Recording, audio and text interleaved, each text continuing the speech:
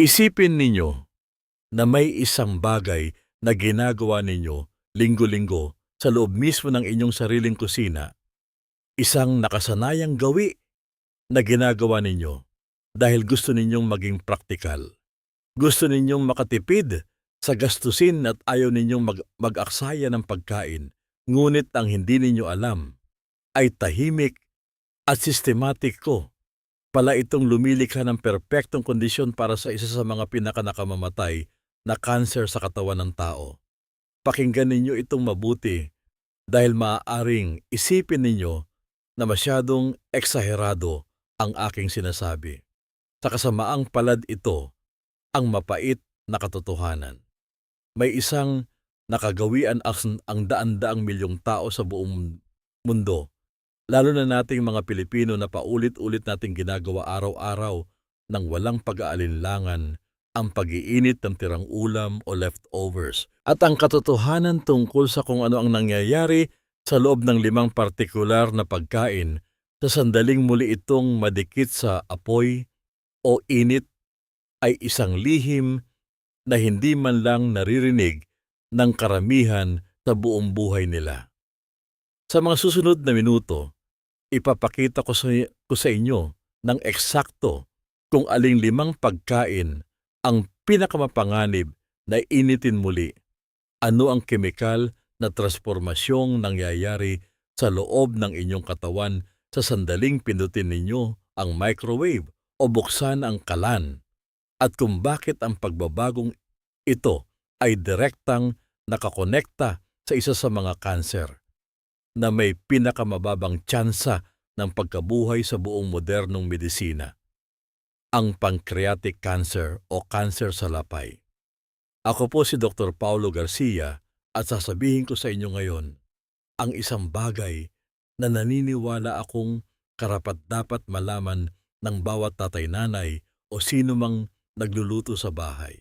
Ginagawa ko ito dahil masyado ng maraming beses akong naupo sa harap ng mga pasyenteng nakatanggap ng nakapanlulumong diagnosis na tiningnan ako sa mata na may pagtatanong at pagluha, "Doktor, bakit walang nagbabala sa akin tungkol dito nang mas maaga? Tapos na akong manahimik." Bago tayo magsimula, heto ang isang bagay na kailangan ninyong maunawaan ng malalim. Ang inyong lapay o pancreas ay hindi kailanman nagbibigay ng maagang babala. Hindi ito sumasakit habang unti-unting pinipinsala. Hindi ito namamaga ng halata. Hindi ito nagpapadala ng anumang senyales habang ang sira ay tahimik na naiipon sa loob nito sa paglipas ng mga buwan at taon dahil sa maling pang-araw-araw na nakagawian. Sa oras na makaramdam kayo ng kakaiba at sapat na sakit upang magpasyang magpatingin sa doktor, sa malaking porsyento ng mga kaso, ang kanser ay kumalat na lagpas sa puntong may magagawa pa ang medisina para iligtas kayo. Ang survival rate o ang tsansang mabuhay ng 5 taon pagkatapos ma-diagnose ay nasa ilalim lamang ng 12%. 12% lamang. Ang nakakapanindig, balahibong numerong iyan ang dahilan kung bakit ang bawat salitang ibabahagi ko sa inyo ngayon ay napakahalaga dahil nakasisiguro ako na hindi bababa sa 3 sa 5 pagkaing ito ang nakatago ngayon sa inyong refrigerator sa mga sikat na plastic container ninyo na naghihintay na lamang na initin mamayang gabi. Magsimula tayo sa una, ang pagkaing garantisadong pinakamagugulat kayo dahil ito ang mismong bagay na hindi ninyo inaasahang magiging lason. Isipin ninyo ang mga tirang pritong isda, lumpiang Shanghai o lechon kawali mula sa hapunan kagabi. Iyong mga maingat ninyong binalot at inilagay sa ref dahil sayang naman kung itatapon. Ano ang ginagawa ninyo kinabukasan? Marahil ay inilalagay ninyo ito sa microwave o ang mas malala pa, nag-iinit kayo ng kaunting mantika sa kawali para prituhing muli at ibalik ang lutong nito. Eksakto sa sandaling iyon pinapagana ninyo ang isang kemikal na proseso sa loob ng pagkaing iyon na walang kalaban-laban ang inyong lapay. Heto ang hindi sinasabi ng marami ang mga mantika, lalo na ang mga pangkaraniwang nasa kusina natin, tulad ng palm oil, corn oil at soybean oil, ay napaka-unstable kapag naibabad sa matinding init. Kapag ininit ninyo ang mga ito sa ikalawang pagkakataon, dumadaan ito sa isang malalim na prosesong tinatawag na oxidative breakdown. Ang prosesong ito ay lumilikha ng isang grupo ng mga nakalalasong kemikal na tinatawag na aldehydes. Ang pinakamapanganib sa mga ito ay ang 4-hydroxy-2 na nonenal HNE at malondialdehyde. Hindi ninyo kailangang kabisaduhin ang mga pangalang iyan, ngunit kailangan ninyong maunawaan kung ano ang ginagawa nito sa katawan ninyo. Ang mga free radicals na pinakakawalan ng ininit na mantika ay parang daan-daang maliit na baga na tumatalsik mula sa isang malaking apoy. Kusang lumilipad sa iba't ibang direksyon, dumadapo sa inyong mga malulusog na selula at sinisira ang mga ito mula sa loob. Kasama sa sinisira nito ang inyong DNA, ang mismong blueprint na nagsasabi sa bawat selula kung paano lumaki, kailan hihinto at kailan mamamatay ng tama. Kapag ang kodigong ito ay paulit-ulit na nasira, ang selula ay titigil sa pagsunod sa mga utos ng katawan. Magsisimula itong dumami ng walang kontrol. Ganyan eksakto nagsisimula ang kanser. At heto ang nakakatakot, ang inyong pankreas ay isa sa mga pinakamahinang organo laban sa ganitong partikular na uri ng pag-atake. Kapag kumain kayo ng pagkain punong-puno ng mga aldehyde, nagpapalitaw ang inyong katawan ng isang matinding inflammatory response o pamamaga para subukang kontrolin ang pinsala. Ngunit kung kumakain kayo ng ininit na pritong pagkain ng maraming beses sa isang linggo, at gusto kong huminto kayo ngayon at isiping mabuti, ilang beses kayong nag-init ng pritong ulam ngayong linggo lamang? I-comment ninyo ang numerong iyan sa ibaba. Dahil heto ang ginagawa ng nakagawiang iyon sa katawan ninyo, hindi kailanman nabibigyan ng pagkakataon ang inyong katawan na patayin ang pamamagang iyon. Ang isang lapay na palaging namamaga ay parang isang taong sinusubukang gumawa ng napakasilang trabaho sa loob ng isang nasusunog na gusali. Sa kalaunan, hindi na nito kakayanin.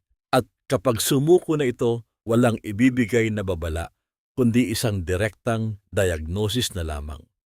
Marahil ay nakakaramdam na kayo ng mga palatandaan nito ngayon, isang mabigat na pakiramdam sa itaas na bahagi ng tiyan na madalas ninyong isinisisi sa naimpatso lang, o bigla ang pagkapagod pagkatapos kumain na inaakala ninyong dahil lang sa buong araw na pagtatrabaho. Paano ninyo mapoprotektahan ang inyong sarili? Ang unang gintong patakaran na walang tawad, wag na wag mag-iinit ang tirang pritong pagkain gamit ang mantika. Gumamit ng oven toaster o air fryer. Ang tuyong init ay nagbabalik ng lutong ng walang bagong kemikal na pinsala. At ang pagprito gamit ang iisang mantika ay para sa isang beses lamang.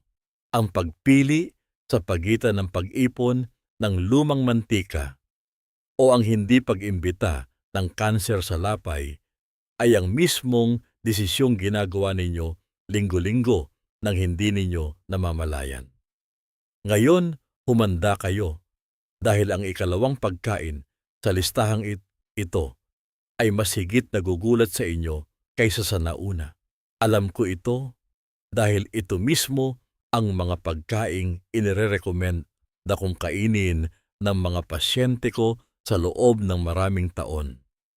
Ito ang mga pagkaing nasa tuktok ng listahan ng mga superfoods at itinuturing ng lahat ng eksperto sa nutrisyon sa buong mundo bilang isa sa mga pinakamalusog na bagay na maaari ninyong isubo. Ngunit kapag ininit ninyo ito, muli nagiging isa itong halimaw na sumisira sa kalusugan ninyo.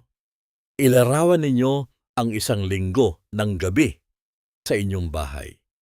Nagluto kayo ng napakasarap na ginisang pechay adobong kangkong o ginisang malunggay at spinach na may bawang. Napakaganda ng pagkakapresko ng kulay berde nito. Masayang-masaya kayo dahil alam ninyong kumakain kayo ng masustansya. Ginagawa ninyo ang eksaktong nararapat para sa inyong katawan. Inilagay ninyo ang natira sa isang malinis na lalagyan sa loob ng refrigerator. Pagsapit ng tanghalian, sa araw ng Lunes, kukunin ninyo ito at ilalagay sa microwave ng 1 minuto. Ang amoy ay pareho pa rin, ang hitsura ay pareho pa rin at ang lasa ay halos walang ipinagbago.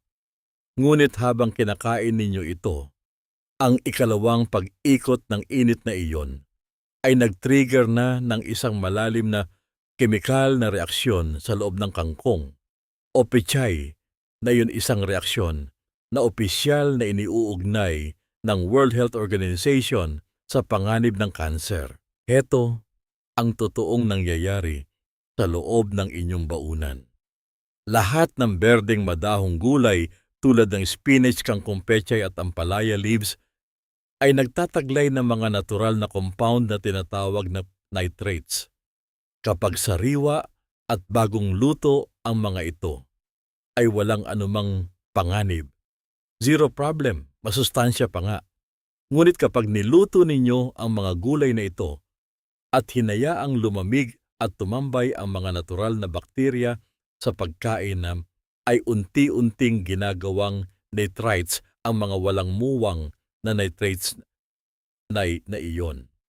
At kapag dinikita ninyo ito ng apoy o matinding init sa ikalawang pagkakataon, ang mga nitrites na ito ay makikipagreaksyon sa mga amino acids ng pagkain upang bumuo ng isang bagong compound na tinatawag na nitrosamines. Itanim ninyo ng malalim sa inyong isipan ang salitang iyan, nitrosamines. Ang International Agency for Research on Cancer ay mahigpit na iniuuri ang nitrosamines bilang mga posibleng carcinogen o sanhi ng cancer sa tao. At ang mga ito ay genotoxic, na ibig sabihin ay pumapasok sila ng direkta sa loob mismo ng nucleus ng inyong mga selula at sinisira ang inyong DNA, hindi mula sa labas, kundi mula mismo sa loob ng inyong genetic machinery. Isipin ninyo ang inyong DNA bilang ang master blueprint o orihinal na plano na ginagamit ng inyong katawan para itayo at kumpunihin ang lahat ng bahagi ng inyong pagkatao. Ang nitrosamines ay parang mga magnanakaw na tahimik na pumapasok sa silid kung nasaan ang blueprint na iyon tuwing makalipas ang ilang araw at palihim na binubura ang isang sukat o pinapalitan ang isang mahalagang instruksyon.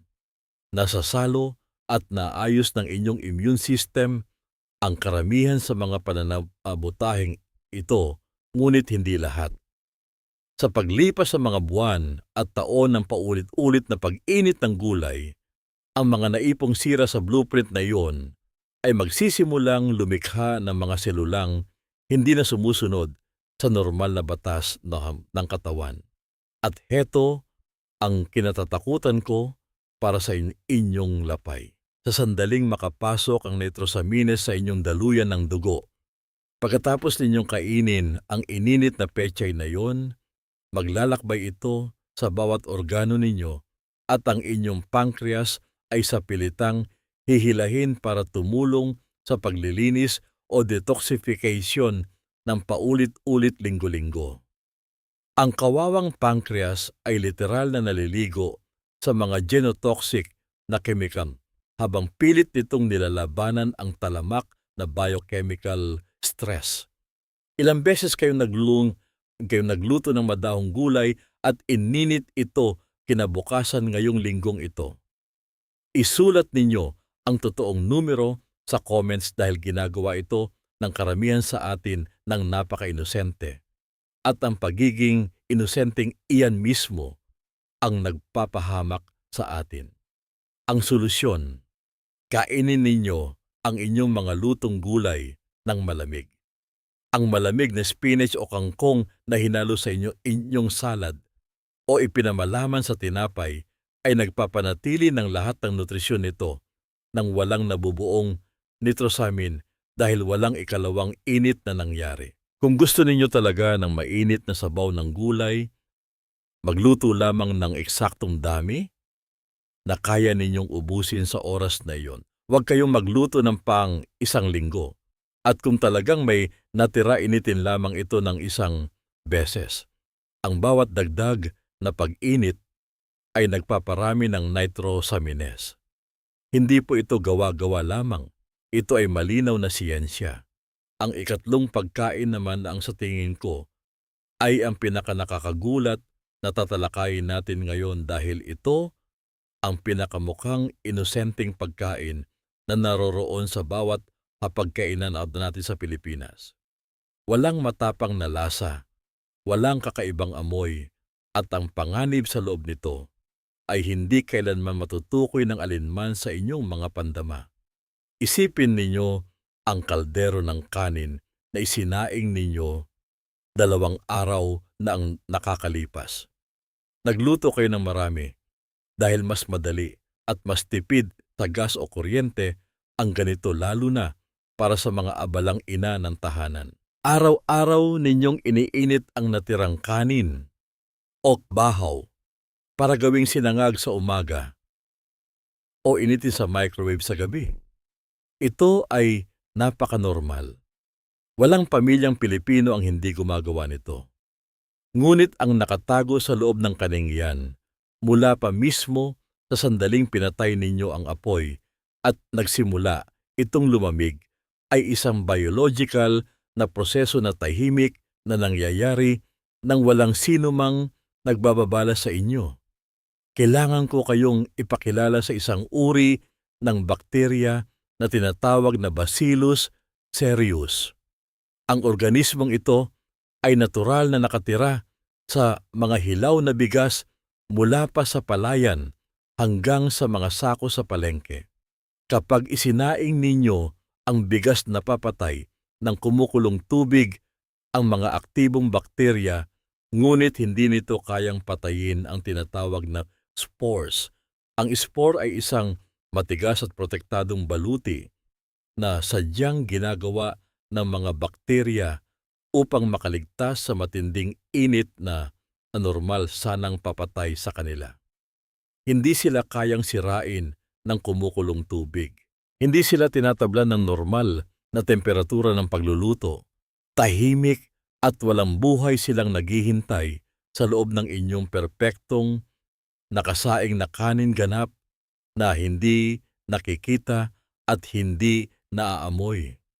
Hinihintay lamang nila ang pagbaba ng temperatura sa kanilang perpektong kondisyon para dumami at iyon ay eksakto sa temperatura ng inyong kusina habang ang kaldero ay nakapatong lang sa mesa magdamag.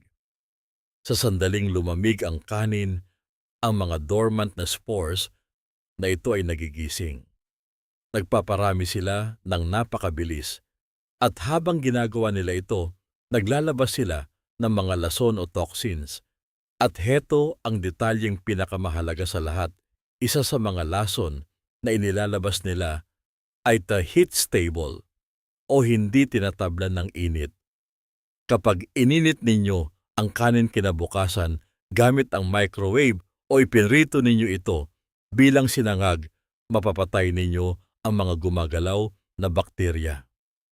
Ngunit ang lason na naiwan at naiproduce na nila habang sila ay nagpaparami, hindi ito kayang alisin ng inyong pag-iinit.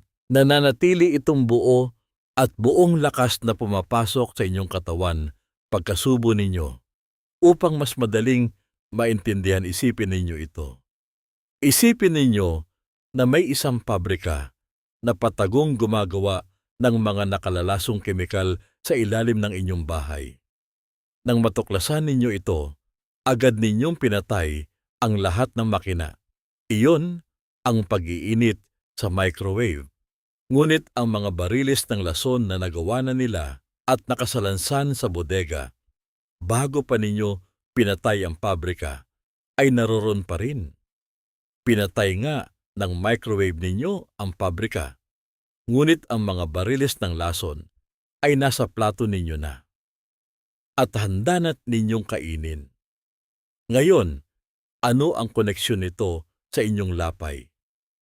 Ang paulit-ulit na pagkalantad sa maliliit na dosis ng mga lasong ito, kahit na hindi nagdudulot ng halatang food poisoning o matinding pagtatae, sa tuwing kakain kayo ay lumilikha ng talamak mababang antas na pamamaga low-grade inflammation sa kabuuan ng inyong bituka. Napatunayan ng siyensya ang tinatawag ng mga mananaliksik na good pancreas axis.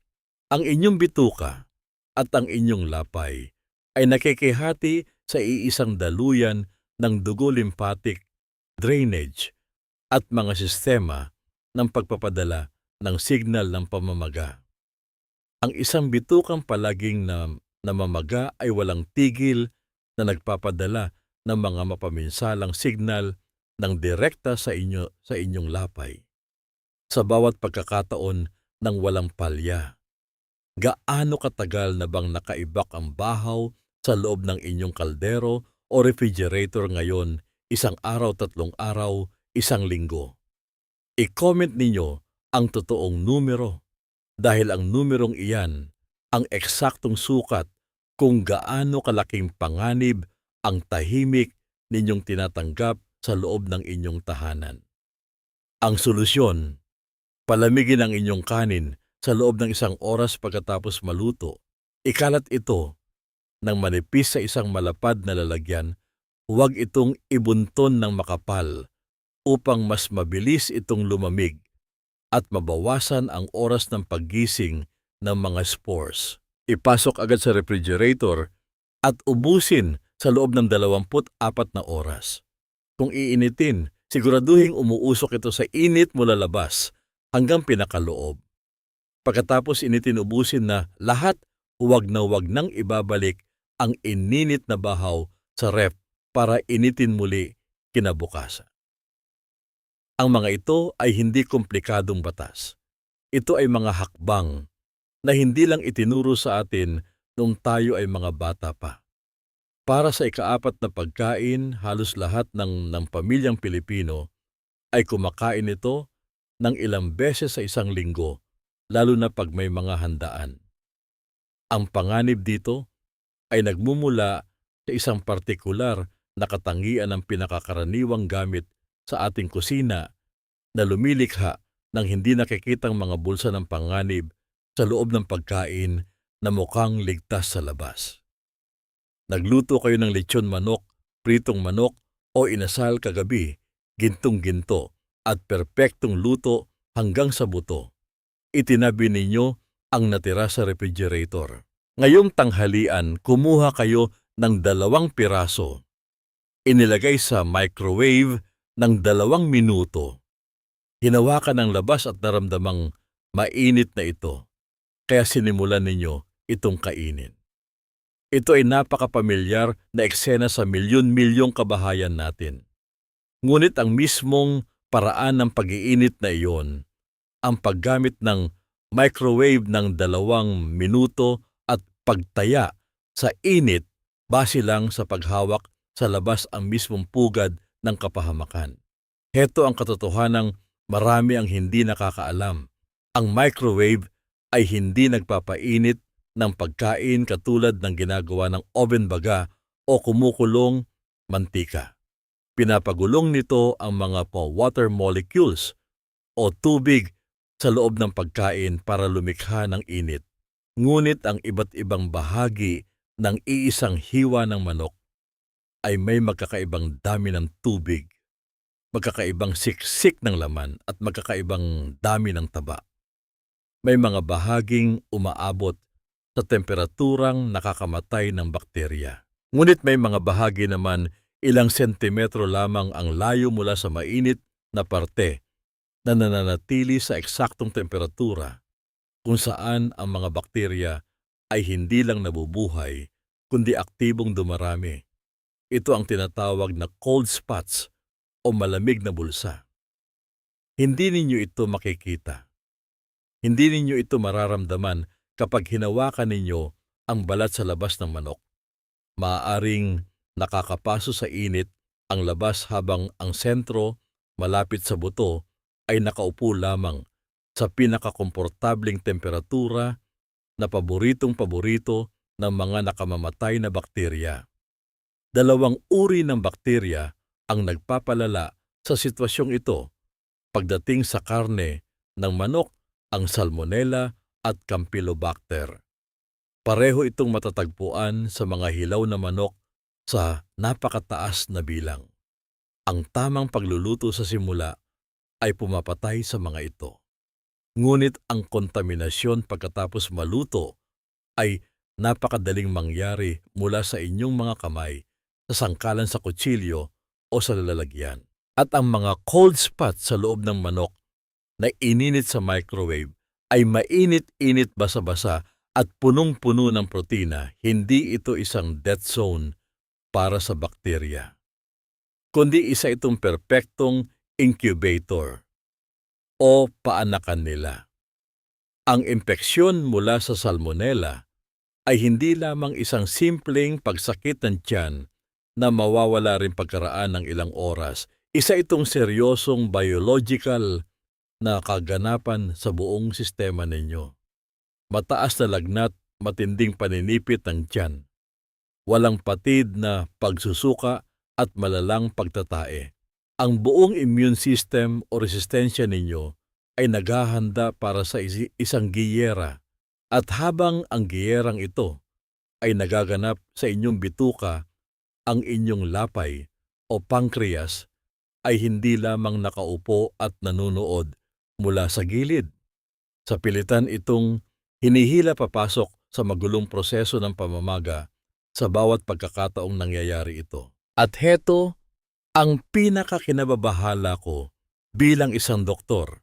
Ang matinding food poisoning na nagpapadala sa inyo sa ospital ay hindi lamang ang tanging paraan kung paano sinisira ng bakteryang ito ang inyong katawan. Ang paulit-ulit na maliliit na mga dosis na hindi sapat para ibagsak kayo sa kama, ngunit sapat na para panatilihin ang inyong bituka sa isang estado ng talamak. Mababang antas na pamamagaiyan, ang mga panganib na tahimik na naiipon sa loob ng maraming taon patungo sa mga kondisyong hindi na matatakasan ng inyong lapay. Maging tapat kayo sa inyong sarili ngayon.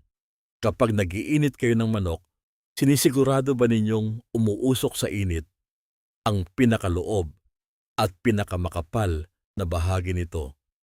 O hinahawakan ninyo lang ang labas at inaakalang mainit na rin ang loob?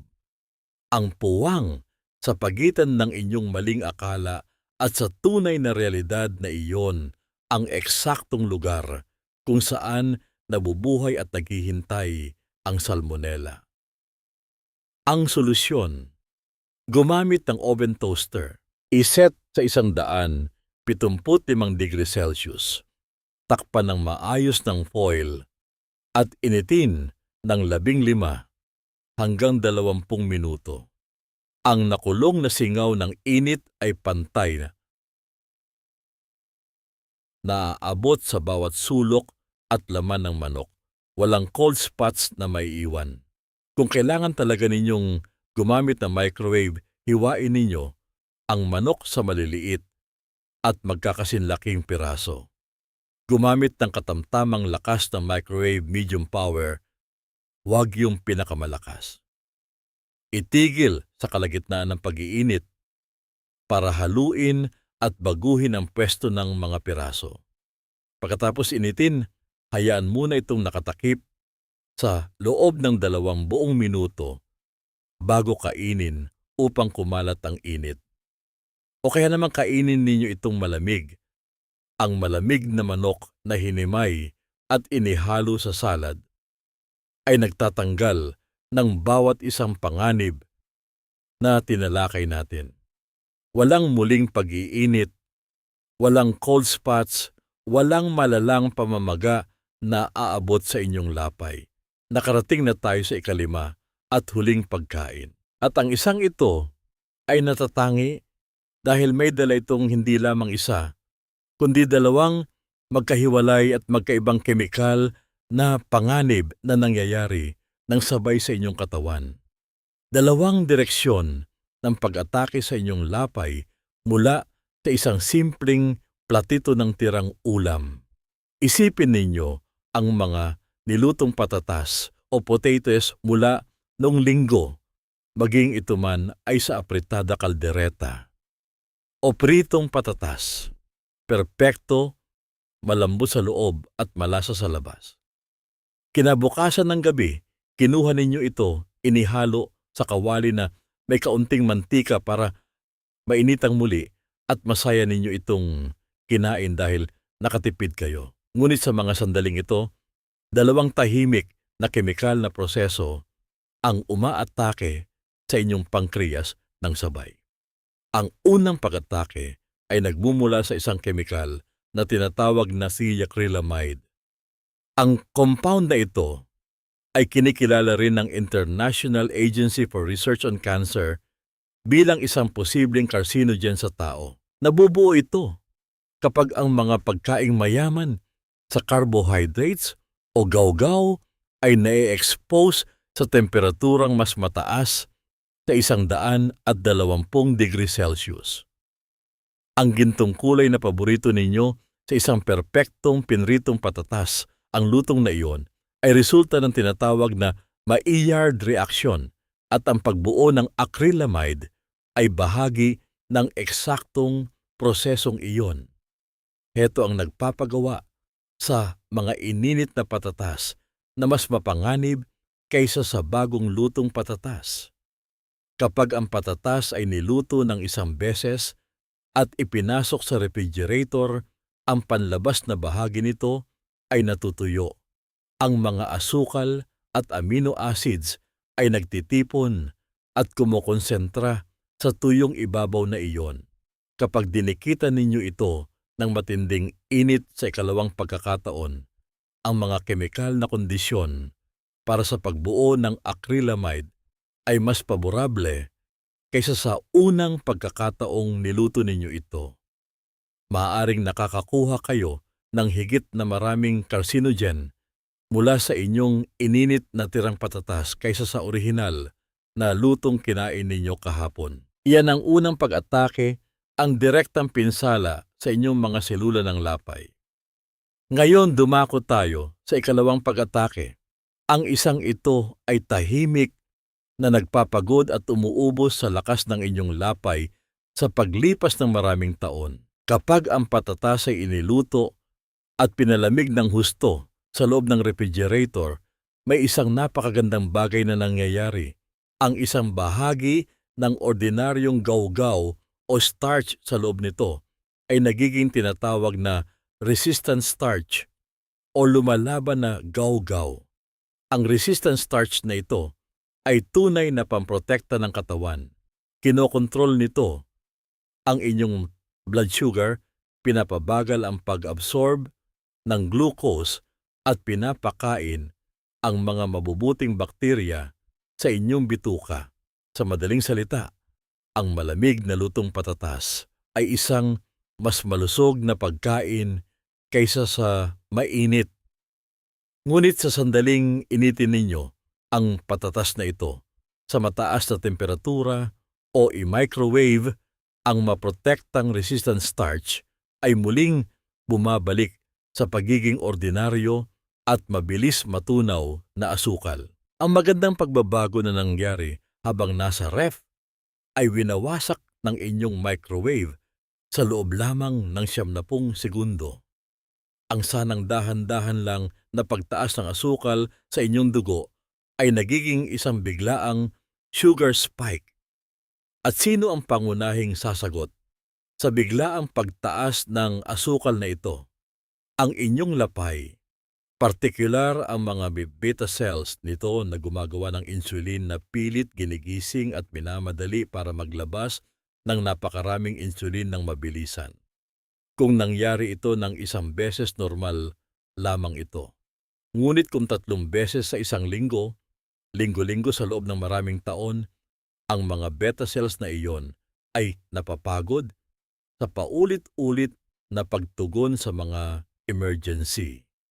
Sila ay nauubos, humihina ang reaksyon at dahan-dahang nasisira. At ang unti-unting pagkaubos ng mga beta cells na ito ay isang nakadokumentong daan patungo sa mga malalang sakit na nauuwi sa kanser sa lapay. 2 sabay na pag-atake tuwing iinitin ninyo ang mga tirang patatas na iyan. At kung ipiprito ninyo pa ito sa mantika, pinagsasama ninyo ang panganib ng unang pagkain at ikalimang pagkain, sagad na acrylamide, sagad na lason mula sa mantika. Ilang beses kayong nag-init ng patatas ngayong linggo, i-comment ninyo ng tapat ngayon din. Ang solusyon, kainin ng malamig ang nilutong patatas hanggat maaari, tulad ng potato salad na may olive oil. Napananatili ninyo ang mabuting resistant starch at naiisahan ninyo ang panganib. Kung gusto ninyo ng mainit, steam lamang o gamitin ang pinakamababang init para maalis lang ang lamig, warm, hindi hot, at huwag na huwag muling iprito ang patatas na luto na. Tinalakay na natin ang lahat ng 5 pagkain. At bago ninyo tapusin ang pagbabasa, kailangan kong sabihin sa inyo ang isang bagay na mas mahalaga kaysa sa lahat ng impormasyong ibinahagi ko. Kung ginagawa ninyo na ang mga pagkakamaling ito sa loob ng maraming taon, hindi pa po huli ang lahat. Huminto muna tayo saglit at huminga ng malalim. Pakinggan ninyo ang pintig ng buhay na dumadaloy pa rin sa inyong katawan.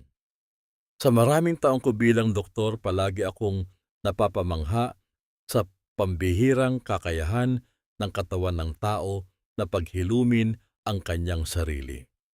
Ang mga nasirang selula ay napapalitan, ang malalang pamamaga ay maaaring humupa at ang katawan ay kayang bumangon. Ang mga kondisyong ibinahagi ko sa inyo ay hindi isang sentensya ng kamatayan. Ito ay isang panimulang punto para sa pagbabago. Mula sa araw na ito, ang bawat maliit at tamang desisyong gagawin ninyo sa inyong kusina ay hakbang papalayo sa sakit. Hindi takot ang gusto kong dalhin ninyo sa inyong pag-uwi, kundi pag-asa at karunungan. Ang inyong pankreas ay walang tigil at walang reklamong nagtrabaho para sa inyo araw-araw nang hindi humihingi ng anumang kapalit. Panahon na upang bigyan ninyo ito ng tamang pag-aaruga. Ako po si Dr. Paulo Garcia. Kung ang mensaheng ito ay may naiiwang halaga sa inyong puso, ngayon, isipin ninyo ang isang taong pinakamamahal ninyo, ang inyong nanay-asawa o matalik na kaibigan na laging nag-iinit ng bahaw. I-share ninyo ang artikulong ito sa kanila, ngayon din hindi bukas. Mangyari po lamang na mag-iwan ng inyong komento at mag-subscribe para sa mas marami pang kaalamang nagliligtas ng buhay. Pahalagahan ang bawat hininga.